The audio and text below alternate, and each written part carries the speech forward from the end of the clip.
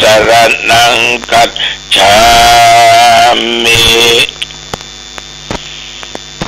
ยะโตอังภะกินิอริยญาชาติยาชาโตนาปิจานามิสันเจจาปานังชีวิตาโบโรเปตาเตนะสัจเจนะโสติเตโหตุโสติกัปปัสสะโพชังโกสติสังฆโตธัมมาดังวิจัยโยตถา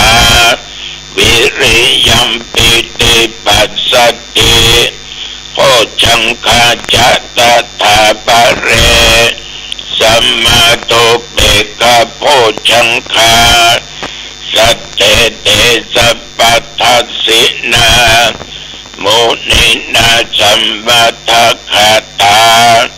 ภาวิตาภาอุลิกตาสังวัตตันติอภิญญายะนิพพานายะจะโพธิยาเอเตนะสัจจวัชเชนะโสติเตหุตุสัพพทาเอกัสสมิงสัมมาเยนะโตโมคัลลานัญจกัสสปังกิลาเนตุกิเตติสวาโคชังเทสัตตะเทสัญญิเตจะตังอภินันติตวาโรกามุจจิงสุตังคะเนเอเตนะสัจจวัชเชนะ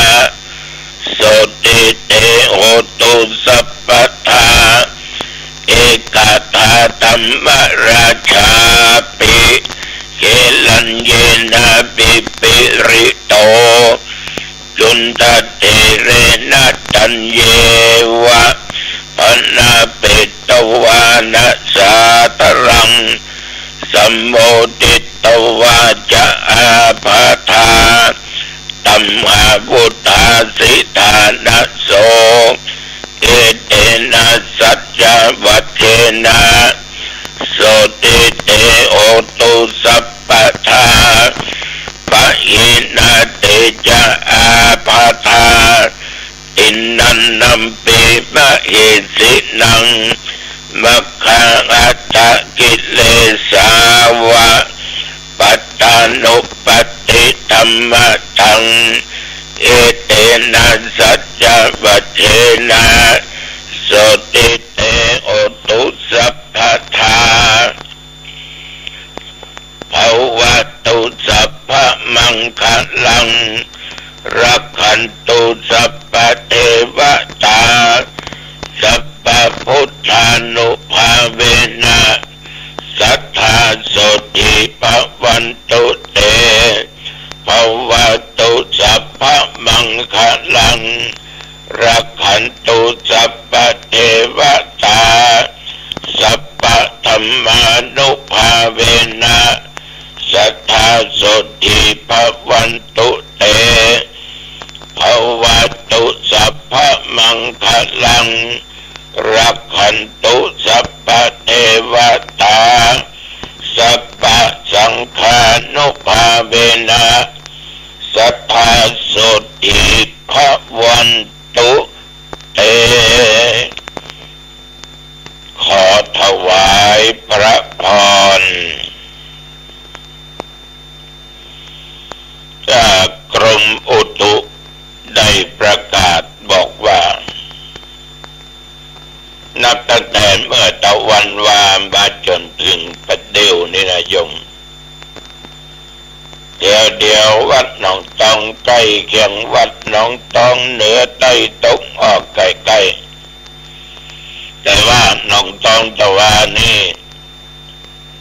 ก็มีรายงานฝนตกลมก็ไม่แห้งทำปกติแต่ร้อนอุณหภูมิปัจจุบัน21 องศา พี่น้องญาติโยมท่านทั้งหลายแต่ว่านี่ตัวเจ้ากินก็ง่ายที่มันได้ไปไหนนั่งพันปอนลูกเดียว เพราะมีญาติมีโยมจากเหนือใต้ตกออกไกลใกล้จากหัววัดหัววาพ่องเป็นครอบครัวพ่องมาคนเดียวก็มีนะมาสะเก้าดำหัวขอสุมาลาโตษตัวเจ้าก็ให้อภัยตัวเจ้าก็ให้สินนิปอนเรียกว่าพระน้ำพุทธมนต์เนี่ยบางท่านก็ขอผูกข้อมือก็ผูกก็อย่างแต่ถ้าผูกข้อมือนิจจานะถ้าเกิดคนนั้นก็จะผูกคนนั้นก็จะผูกเสียเวลาจัดหนักบางบ้านบางที่มาตะวันนั่งรอท่ากัน เจ้าหมู่ลงทางบางที่นะก็มากับตุเจ้ากับสถาอย่างหลายวัดหลายวามาตะวาหมู่บ้านถวายต้นแก้วก็มาถวายหลายที่หลายทางต้องขออนุโมทนาขอบใจเป็นอุจาน้ำจิตน้ำใจของทุกท่านทุกคนเนอะแต่ว่านี่ก็หลายสิบคณะหลายสิบเป็นร้อยประมาณ130-140 หมู่แต่วันศุกร์นี่80 ป่ายแต่วันนี้นั่งวันค่ำนั่งวันค่ำตั้งแต่8 โมงเช้าจนถึงเวลา7 โมงเย็นนั่งจนถึงเวลา7 โมงเย็นต้องให้พรให้ยังแก่ญาติแก่โยมแต่ว่ามีโมงหรอกมาถึงที่หัน4 โมงป่ายสักหน่อยนะได้ยินเสียงเบิ้ลโอ้กันมันจะจ่ายเกินเดียวไว้เฮ้ยหรอกแต่มาก็นึกว่าเขาจะพันปอนหรือเกินเดียวกันเป็นว่าเพิ่นไปเอาเลขด้วยกันเพิ่นจะจ่ายให้กึ่งเดียวถ้าออกก็ธรรมดาของคนญาติโยมต้องไปกึกกันอย่างนักต้องไปว่าอย่างกันนะคนเราต้องมีขี้โลภมีขี้โกรธขี้เกลียดขี้หลงมีความทะยานอยากมีความอยากได้นั้นอยากได้นี้มันมีเหมือนกันกู้คนว่าตัวเจ้าว่าคนบ้าน แต่ว่าไปจะมีนักไปจะมีน้อยได้นะตัวกิเลสหนูนี้นะไปจะมีหนากว่ากันไปจะมีเบาบางกว่ากันอันที่ว่ามันมีแล้วก็ตึงยากหน่อยถึงญาติโยมบางคนเนี่ยต้นหลงเกิดมาจากนี้ถึงกลัวตายหรอกตายมาได้จังมัน จะไปว่าเรามาสบายก็วิ่งไปหาหมอละแต่ตัวเองก็ไปก็ลูกเต้าญาติพี่น้องพาไปแต่ต้องไปว่ามันก็กลัวตายนะถึงเรากลัวและไม่กลัวมันก็ต้องตายบางคนก็ตายก็ไม่ตายจมหรอกใกล้ใบใกล้บอดมันเหมือนมีพ่อออกคนถามว่าตัวลุงอายุเท่าใดปีนี้สมัยนั้นอายุได้50 ป่ายพ่อออกหนูแต่เลยท่านพระครูไปสักปี2 ปีนะตายถึงวันนี้นะพระครูก็มันตายไปจะได้โปนกูสิ่งกูอย่างโอ้โปนจากอย่างมันวุ่นวายนะในสังคมในครอบครัวนี่นะ เป็นตุกกับมันนะตุลุงคือขัดตายให้มันป้นไปอ่ะปอกออกไม่ออกก็คนนี้ขัดตายเขาได้อายุ60นี่ก็เอาละนี่หรอกเดี๋ยวนี้พอ70ตายแล้วญาติโยมมันก็ตึมตายต้องไปใกล้ไปแกนอย่างอันใดมันหนาก็พยายามฝนหรือมันเหลือบางจันทั้งหลายก็มีหลายเสียงที่มาแต่ว่าอู้จากกันบางคนมาหันที่นอนท่านหลวงพ่อนั่งออกอากาศเนี่ยก็นอนไปก็แม่น ญาติโยมทั้งหลายต้องขออนุโมทนาต่อทุกสารทิศเนาะ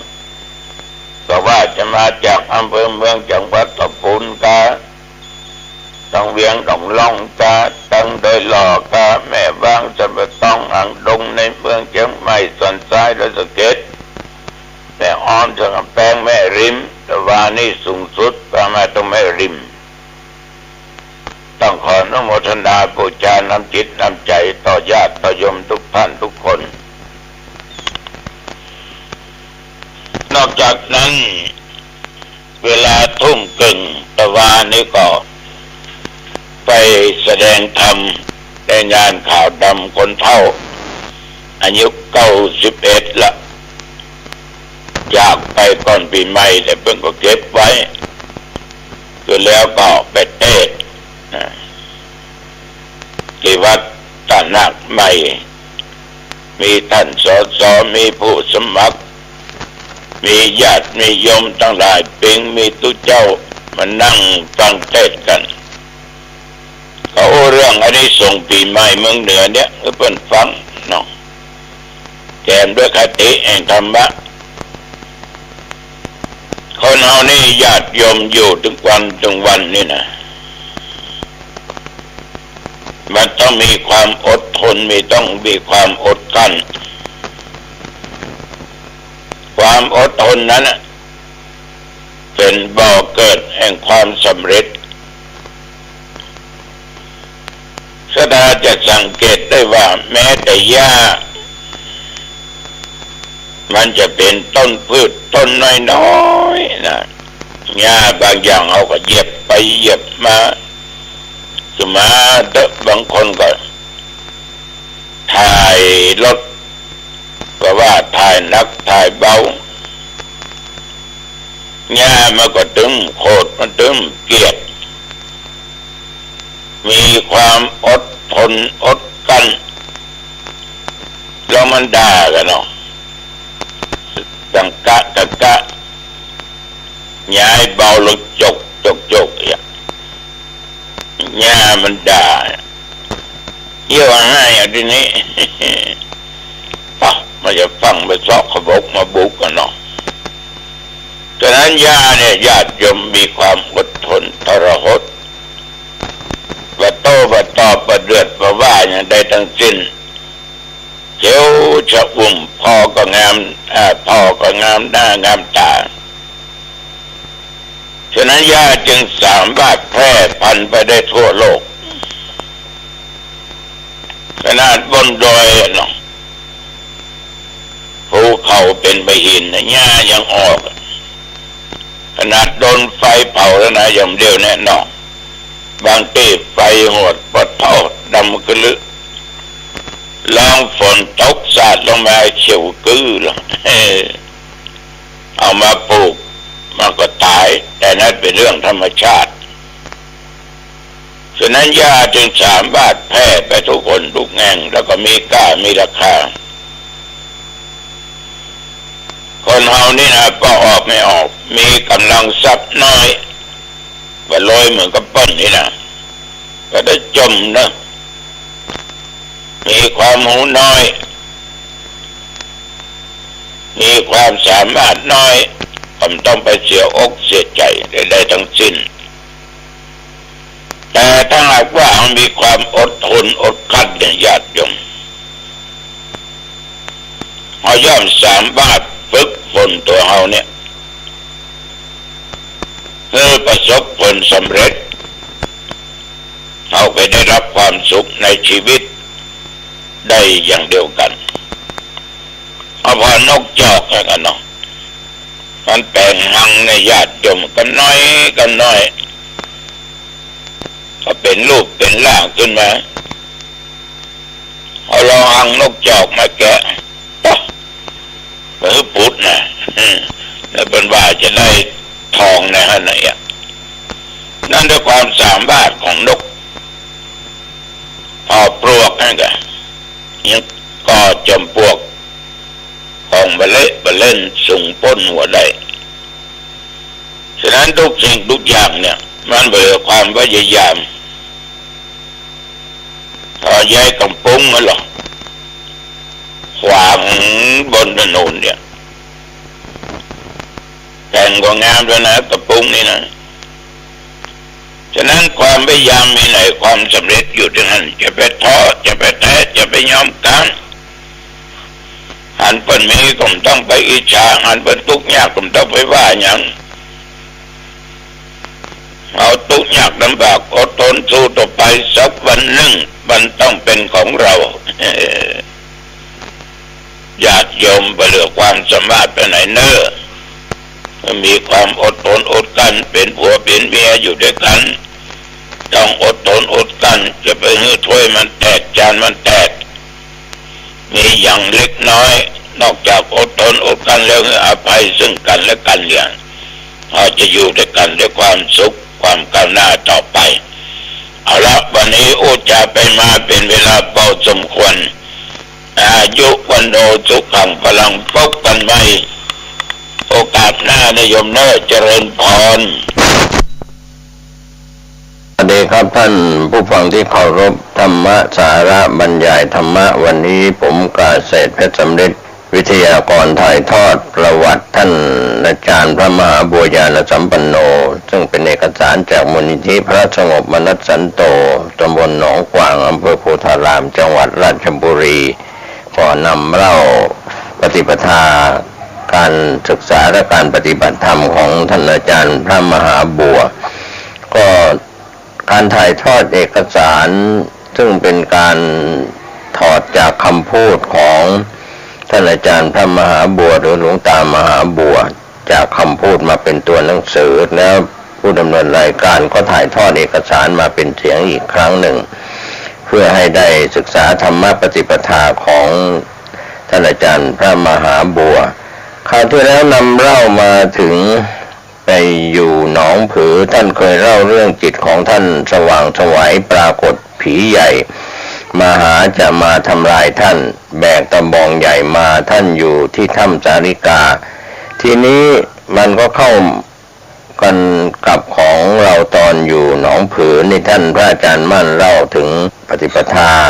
ของพ่อแม่ครูอาจารย์มั่นกับหลวงตามหาบัวก็ผิดกันตั้งแต่ไม่มีผีแบกตะบองจะมาตีเท่านั้นเองเรื่องของความสว่างไสวนี่โอ้โหเกิดมาก็ไม่เคยเห็นอยู่หนองผือจิตเวลามันจะเป็นเราก็พิจารณาอยู่แล้วธรรมก็อยู่ที่จิตก็อยู่ที่รู้มันก็รู้กันอยู่นี่แต่ไม่รู้สิ่งที่แปลกประหลาดอัศจรรย์อยู่หนองผือวันนั้นรู้เสียแล้วนะไม่คาดไม่ฝันเลยถึงกับต้องไปกราบเรียนพ่อแม่ครูอาจารย์มั่นในค่ำวันหลังกลางคืนเป็นแล้ววันหลังตื่นเช้ามาตอนค่ำก็ขึ้นหาท่านเลยนั่นล่ะถ้ามันเหมือนกันถึงกันแล้วมันสนุกด้วยกันท่านก็รู้สึกว่าเป็นความตื่นเต้นมากกับเรื่องความรู้ของเราที่แสดงออกไปเล่าถวายให้ท่านฟังท่านรู้สึกตื่นเต้นเมตตามากอยู่นะก็แปลกตรงที่ว่าท่านมีผีแบกตะบองเหล็กจะมาตีท่านแต่อาจารย์มหาบัวไม่มีแต่มันว่างหมดเลยของท่านว่างแล้วยังมีผีมาผีใหญ่ตัวนี้นะอำนาจครอบหมดนครราชสีมานครนายกปราจีนบุรีอำนาจของผีเป็นใหญ่ทั้งหมดครอบหมดเลยเวลาเขาลงท่านเขามอบ ตัวถวายเป็นลูกศิษย์ของท่านเรียบร้อยแล้วเขาก็เล่าให้ฟังเรื่องอำนาจของเขานครราชสีมานครนายกปราจีนบุรีดูเหมือนสระบุรีหรือที่ไหนด้วยอำนาจของผีตัวนี้ล่ะนั่นเห็นไหมล่ะไม่มีใครรู้ใครเห็นครั้นเวลาจะรู้จะเห็นระหว่างผีกับพ่อแม่ครูอาจารย์มั่นรู้เห็นกันมาถวายตัวเป็นลูกศิษย์แล้วก็บอกว่าเขาเป็นใหญ่ทั้งหมดในแถวนี้ชี้อะไรเป็นอันนั้นเขาว่างั้นอำนาจของเขามากทีเดียวพอเขามาถวายตัวเป็นลูกศิษย์ท่านอาจารย์มั่นแล้วเขาก็เล่าให้ฟังทุกอย่างนี่แหละที่ท่านสว่างจ้าขึ้นมาครอบไปหมดเลยแล้วก็มีผีใหญ่แบกตะบองเหล็กมาตีท่านพอเล่าถวายท่านแล้วใจก็พองแล้วเราก็ได้หลักของเราก็แน่อยู่แล้วก็ยิ่งมีสักขีพยานอันเป็นตัวเอกแล้วใจก็ยิ่งพองขึ้นโถเราก็ซัดกันใหญ่เลยวันหลังก็จะเอาอย่างเก่ามันไม่ได้อีกแหละ2-3 วันซัดกันอยู่ยังไม่ได้ขึ้นไปหาท่านอีกทีนี้มันไม่เป็นอย่างนั้นอีกมันเป็นยังไงท่านว่าจะเอาให้เป็นอย่างนั้นมันเลยเป็นหนเดียวจากนั้นมันก็รู้ธรรมดาลงธรรมดามันจะเป็นบ้านั้นนี่ท่านว่าบทจะเอาไม่ได้สอนให้คนเป็นบ้ามันก็เป็นหนเดียวเท่านั้นผมก็เป็นหนเดียวเท่านั้นแหละผมไม่เห็นเป็นบ้านี่มาเป็นบ้าอะไรอีกขนาดใหญ่เลยไม่ได้สอนคนให้เป็นบ้านี่นะมันเป็นแล้วก็ผ่านไปแล้วไปยุ่งกับมันทำไมพิจารณาในหลักปัจจุบันสิมัน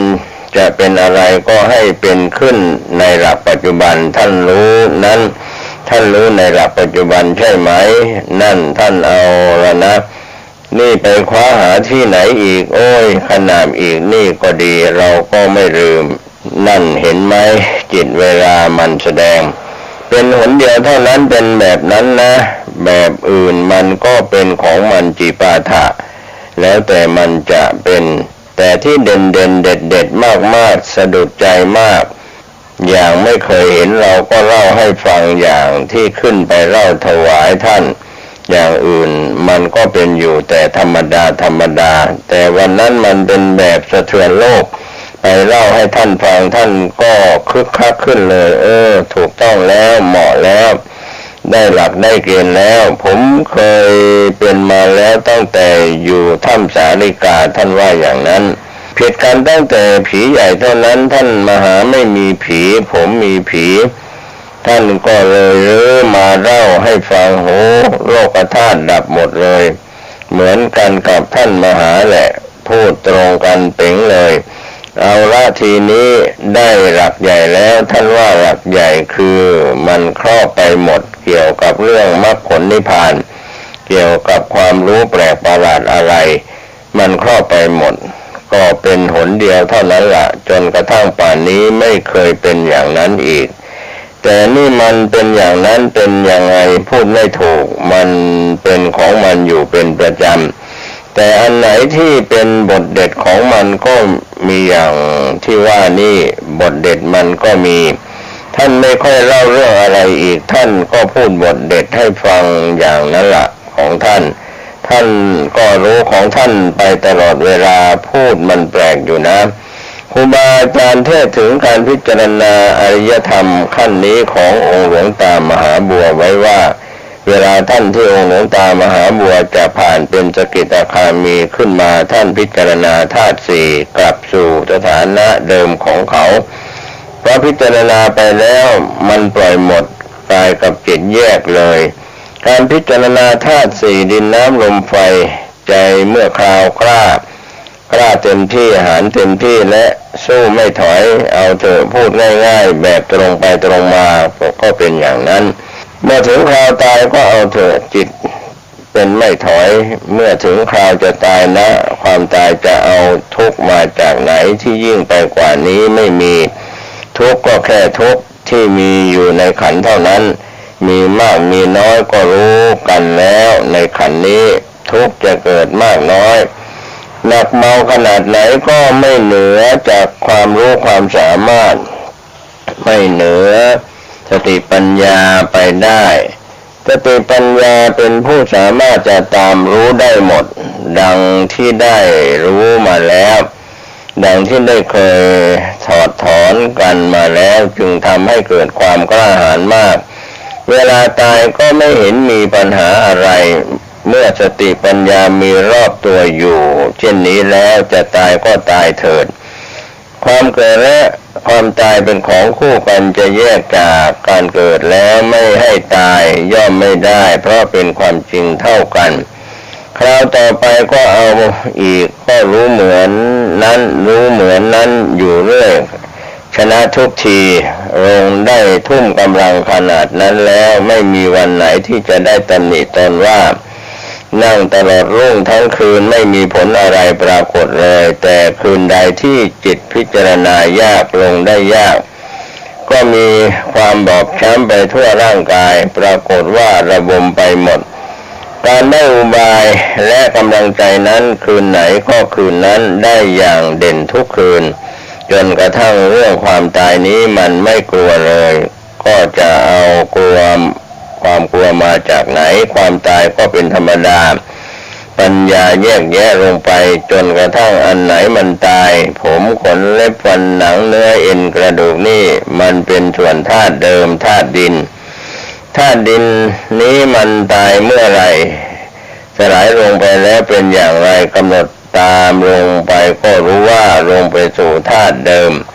ของมันธาตุน้ำก็ลงไปสู่ธาตุน้ำตามเดิมของมันธาตุลมธาตุไฟก็ลงไปสู่ธาตุเดิมของตนเท่านั้นไม่ได้มีอะไรชิบหายมีแต่เพียงว่าธาตุเหล่านี้มาประชุมหรือมาผสมเข้ากันเป็นก้อนอาศัยจิตเข้าไปสิงตัวเจ้ามหาหลงเข้าไปสิงเท่านั้นก็ไปแบกเอาหมดนี่เป็นตัวของตนไปจับจองเอานี่เป็นเรานี่เป็นของเราจึงไปกอบโกยเอาทุกทั้งมวลแบบรับเหมาหมดด้วยความสำคัญอันนั้นเข้ามาเผาลนตนเองเท่านั้นไม่มีอย่างอื่นตัวจิตนี้เองเป็นนักโทษธาตุขันธ์เขาไม่ได้เป็นนักโทษเขาไม่ได้เป็นตัวฆ่าศึกอะไรแก่เราเขามีความจริงของเขาอยู่อย่างนั้นแต่เราไปแบกไปหามไปสำคัญต่างหากความทุกข์จึงเป็นเราเป็นผู้ผลิตขึ้นมาเองสิ่งเหล่านั้นไม่ได้ผลิตให้เราไม่มีอะไรมาให้ทุกข์แก่เราแน่มันเข้าใจอย่างนี้เราเองเป็นผู้สำคัญผิดเป็นผู้ทุกข์เพราะสำคัญผิดเป็นเหตุให้เป็นทุกข์เกิดขึ้นมาเผาลนจิตใจให้เดือดร้อนเห็นได้ชัดว่าไม่มีอะไรตายจิตก็ไม่ตายมันยิ่งเด่นพิจารณาธาตุสี่ดินน้ำลมไฟลงถึงธาตุเดิมของเขาเต็มที่แล้วจิตยิ่งเด่นชัดคำว่าตายที่ไหนตายอะไรตายอาการเหล่านี้มันก็ไม่ตายธาตุสี่ดินน้ำลมไฟก็ไม่ตายจิตว่ามันตายอย่างไรจิตยิ่งรู้ยิ่งเด่นยิ่งเห็นได้ชัดอันนี้มันก็ไม่ตายแล้วมันกลัวตายอะไรอ๋อนี่หลอกกันนั่นแหละหลอกกันมาตั้งกันความจริงแล้วไม่มีอะไรตายคำว่าหลอกนี่ไม่ได้หมายความว่าด้วยเจตนาหลอกเพราะความหลงพาเป็นไปต่างหากกลัวตายอ๋อโลกกลัวตายกลัวอย่างนี้เมื่อเรียนไม่ถึงความจริงของมันเพราะไม่ทราบอะไรตายก็มันไม่มีอะไรตายนี่ต่างอันต่างจริงอยู่เพียงเท่านี้รู้ชัดอย่างชัดเจนจิตมันประกาศตนโดยธรรมชาติเห็นความอัศจรรย์ทุกครั้งอย่างเด่นชัดเวลามันดับหมดจริงๆด้วยการพิจารณาทั้งที่ทุกขเวทนามันเหมือนจะส่งตัวไปถึงเมฆนั่นแหละความทุกข์ความร้อนเป็นฟืนเป็นไฟภายในร่างกายแต่แล้วมันก็ดับลงด้วยอำนาจของสติปัญญาอย่างราบคาบไม่มีอะไรเหลือเลยร่างกายก็ดับไปด้วยกันในความรู้สึกไม่ปรากฏเลยเป็นความรู้อันเดียว เหมือนอยู่กลางอากาศแต่ก็ไม่ไปเทียบกันเวลานั้นมันว่างไปหมดแต่ความรู้นั้นรู้อยู่ชัดเจนมีอันเดียวเท่านั้นสิ่งที่แปลกในโลกนี้มีอันเดียวก็คือจิตใจดินน้ำลมไฟกับใจไม่สัมผัสสัมพันธ์จึงหมดความรู้สึกจากดินน้ำจากลมจากไฟหมดความรู้สึกจากร่างกายทุกส่วนเหลือแต่ความรู้อยู่ลำพังตนเองล้วนๆก็เป็นความรู้ที่ไม่เกี่ยวข้องกับอะไรเลยเป็นความรู้ที่อัศจรรย์จากการพิจารณารอบคอบแล้วก็ถอนตัวออกมาจากสิ่งเหล่านั้นเด่นชัดเจนอัศจรรย์ถ้าลงจิตได้เป็นเช่นนั้นแล้วแม้จะเป็นอยู่สักกี่วันกี่คืนก็ตามก็ไม่มีความหมายถึงทุกขเวทนาว่าร่างกายจะแตกจะดับหรือจะเจ็บจะปวดที่ไหนมันไม่มีจะเอาอะไรมามีการเวลาสถานที่ไม่มีในขณะจิตนั้นนี่ก็ทำให้ยังถึงเรื่องพระสาวกหรือพระพุทธเจ้าหรือพระปัจเจกพุทธเจ้าท่านเข้านิโรธสมาบัติ7 วันท่านถึงออกเข้าเท่าไหร่ก็เข้าได้ถ้าลงจิตไม่ได้เกี่ยวข้องกับอะไรเลยเช่นนั้นเหลือแต่ความรู้ล้วนๆซึ่งสักแต่ว่าปรากฏขึ้นนี้เท่านั้นไม่มีเวลาสถานที่เข้าไปเกี่ยวข้องจะนั่งอยู่ตั้งกับตั้งกันก็นั่งเถอะแม้ร่างกายทนไม่ไหวมันจะแตกก็สลายไปเฉยๆนั่นแหละโดยไม่กระทบกระเทือนถึงธรรมชาตินั้นเลยทีนี้จิตยอมรับแล้วในสิ่งที่จิตยอมรับเชื่อจริงๆในการเข้านิโรธสมาบัติได้เท่านั้นวันเท่านี้วันของท่านผู้วิเศษทั้งหลายลงถึงจิตชั้นนี้แล้วไม่ถอนตัวออกมาสู่อะไรเข้าไปกี่วันกี่เดือนก็ไม่รู้ความหมายอะไรร่างกายมันมีสุขมีทุกข์ที่ไหนไม่มีเลยร่างกายมันไม่มีความรู้สึกเวทนามันก็ไม่มีความรู้สึกเหลือแต่ความรู้ล้วนๆนั่งอยู่ตั้งกับตั้งกันก็นั่งได้ถ้าเป็นอย่างนี้ทำให้เชื่อถึงเรื่องพระปัจเจกพุทธเจ้าท่านเข้านิโรธสมาบัติเลยถืออันนี้เป็นหลักฐานยืนยันภายในจิตใจใครจะว่าบ้าก็ว่าไปปากเขามีหูเรามีอยากฟังก็ฟังไปไม่อยากฟังก็เฉยเสียเรื่องนี้เรื่องนั้นก็รู้ไปเห็นไปไม่มีใครผูกขาดนี่แม้เราจะไม่นั่งไปนานก็ตามแต่ขณะจิตที่มันสงบตัวขนาดนั้นชั่วระยะเดียวก็พอเป็นหลักฐานพยานได้กับท่านที่เข้าสู่นิโรธสมาบัติได้เวลานานๆเพราะเป็นลักษณะนี้ลักษณะที่ไม่เกี่ยวข้องกับอะไรเลยร่างกายก็มีแต่ร่างกายเปื่อยพังไปหมดมันทนไม่ไหวเพราะร่างกายมันเป็นอนิจจังทุกขังอนัตตามันก็เปื่อยไปเฉยๆเรียกว่าเปื่อยไปเฉยๆโดยที่จิตนั้นไม่รับทราบเลยมันเป็นขั้นที่เกิดขึ้นด้วยสติปัญญานี่ก็เป็นขั้นของปัญญาอบรมสมาธิจิตดวงนี้มันเต็มภูมิเต็มฐานของความสงบเช่นนั้นเพราะปัญญาค้นคว้าอย่างเต็มเหตุเต็มผลแล้วรวมลงไปนี้รวมอย่างองอาจกล้าหาญรวมอย่างละเอียดมากทีเดียวลำพังจิตที่เต็มไปด้วยกำลังของสมาธิกำหนดแล้วลงไปเลยนั้นมันแน่วอยู่อย่างเดียวเท่านั้นไม่ได้ลึกซึ้งละเอียดเหมือนอย่างนี้แต่จิตที่สงบลงด้วยอำนาจของปัญญานั้นละเอียดทุกครั้งไปถ้าลงได้ตะลุมบอลขนาดนี้แล้วเป็นผลขึ้นมาจะต้องสงบเต็มที่ดังที่เป็นอยู่นี้นี่เป็นรากฐานหรือเป็นต้นเหตุแห่งความอาถรรพ์หรือเป็นเชื้ออันสำคัญที่ให้เกิดความเชื่อมั่นในเรื่องของจิตใจอะไรจะสูญสิ้นไปเพียงไรก็ตามแต่ธรรมชาติที่รู้นี้ไม่สูญเห็นได้ชัดเจนเห็นก็เห็นอย่างชัดเจนในขณะที่ไม่มีอะไรเข้าไปเกี่ยวข้องเลยในความรู้สึกนั้นมีสักแต่ว่ารู้อันเดียวเท่านั้นจึงเด่นมากนี่จะว่าขั้นสมาธิหรือขั้นปัญญามันพูดไม่ถูกนะเวลาจิตเป็นจริงๆก็เป็นอย่างนั้นแ แต่นั้นมาก็เรื่อยๆพิจารณาเรื่อยออกไปทางปัญญานี้ขยับขยายออกอย่างกว้างขวางแล้วก็ย่นเข้ามาพอเข้าใจเป็นลำดับลำดาแล้วจิตก็ปล่อยเข้ามาย่นเข้ามาเข้าวงแคบๆมาเรื่อยๆพิจารณาถึงธาตุถึงขันธ์แยกธาตุแยกขันธ์ทีนี้จะเริ่มเป็นสมุจเฉทประหารคือจะละกันได้โดยเด็ดขาดจากการพิจารณาในวาระต่อมานั้นมันชนะกันได้ชั่วการเวลาพอให้เป็นหลักฐานพยานยืนยันได้เท่านั้นในเวลาที่เรายังพิจารณามันไม่เด็ดขาดยังไม่เป็นสมุจเฉทประหารเวลาพิจารณาทางด้านปัญญานี้มันเข้าใจได้ชัดขาดออกจากกันถอนออกจากกันขาดออกเป็นลำดับขาดไม่มีชิ้นต่อขาดไปโดยลำดับเหลือแต่ความรู้ล้วนญาณอย่างทราบของหลวงปู่มั่นที่ได้กล่าวไว้ว่าดูทุกแง่ทุกมุมเราดูจริงๆนะเพราะเราตั้งใจไปศึกษากับท่าน